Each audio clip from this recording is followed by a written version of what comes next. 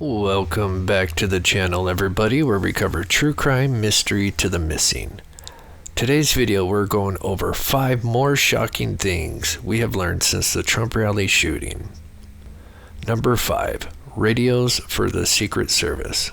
Since Butler County ESU were going to be helping out as a support role for the Secret Service, they were aware that the Secret Service were likely going to be using their own special frequency and channel for their communication. ESU knew this would be an issue, since they also use their own specific channel and radios to communicate. The ESU knew communication would be critical between the two agencies, so ESU brought in more radios to assign out to the Secret Service that morning of July 13th, so there would be a proper line of communication. But the day of, the Secret Service never came to pick those radios up, even though ESU had reminded them a day prior. Of course, if you believe the official narrative of what happened, this was a huge issue, with supporting agencies not being able to communicate with each other. Number 4. Scrubbed. The FBI were the ones who conducted an investigation into the crime scene at the Butler farm grounds. And even though this was an attempt on a former POTUS life and will be talked about and studied for decades to come, the FBI only took 3 days to conduct their investigation and then released the crime scene, cleaning and clearing all biological and physical evidence around the Butler farm grounds. The timing was suspicious, as the FBI apparently finished up just as Congress was going to conduct their own independent investigation. Some in Congress believed this to be convenient timing, knowing certain members of Congress would be inquiring and conducting their own independent investigation on what went so wrong. Number 3. Crooks Hit Twice. So as Crooks was firing his 8 shots towards Trump and the crowd, an ESU SWAT member went towards the gunfire just south of the barn located here, approximately 100 yards away. He quickly fired a shot, which was the 9th shot heard here.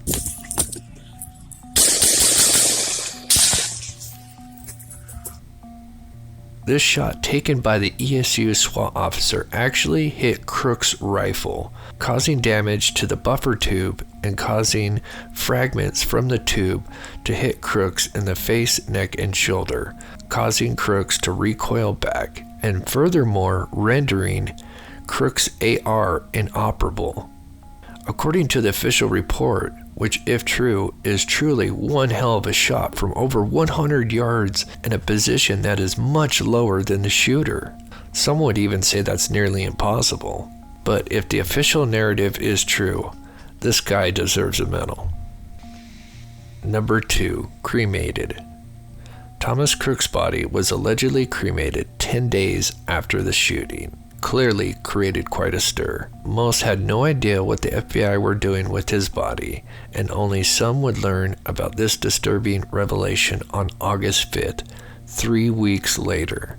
Even though Butler County Coroner had legal authority over the body, the family could not do anything like cremation or burial without the FBI's approval. Of course, this created many issues on whether the autopsy conducted reflects what actually happened, which, with no independent party, can verify, as his remains are gone like the wind.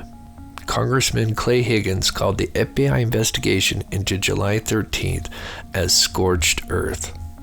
Officially, Thomas Crooks' cause of death was caused by the sniper round entering Crooks' mouth and exiting the back of his head. Number 1. The water tower.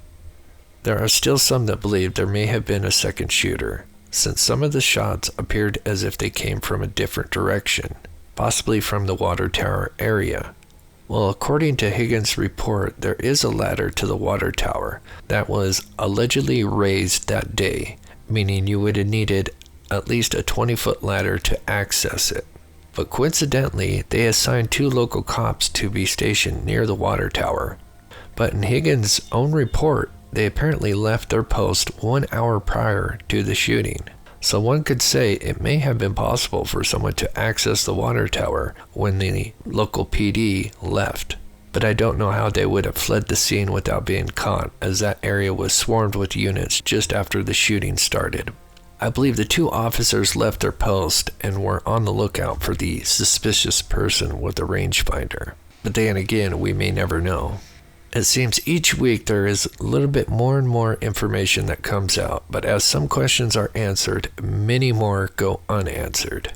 If you enjoyed today's video, please smash that like button, share your thoughts in the comments below, consider supporting this channel by becoming a member or a Patreon, and thank you so much for watching.